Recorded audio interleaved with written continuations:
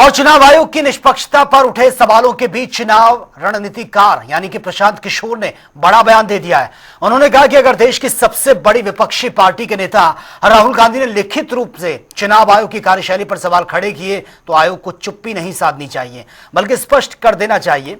पीके ने यह भी कहा कि लोकतंत्र की मजबूती के लिए चुनाव आयोग जैसी संस्था पर जन विश्वास बनाए रखना बेहद जरूरी है। उन्होंने यह भी जोड़ा है कि पारदर्शिता और जवाबदेही किसी भी लोकतांत्रिक व्यवस्था की नींव होती है।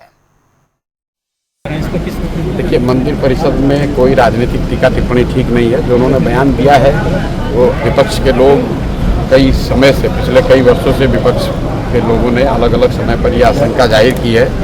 2-3 दिन पहले अभी राहुल गांधी ने महाराष्ट्र के चुनाव को लेकर एक अपनी सोच या उन्होंने जो पाया, उनके दल ने जो पाया, उसके हिसाब से एक जानकारी को जनता के बीच में रखा है।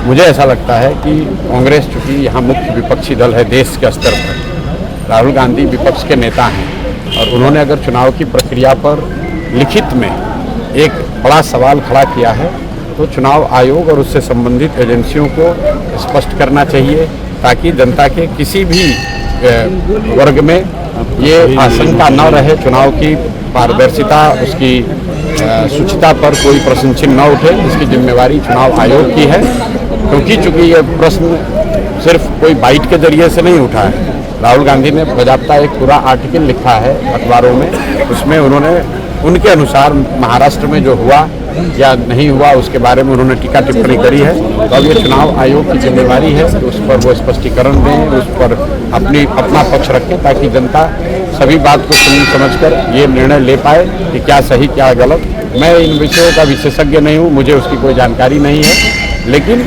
चूंकि ये मामला देश के विपक्षी के सबसे बड़े नेता ने उठाया है तो चुनाव आयोग को इसको गंभीरता से लेना चाहिए।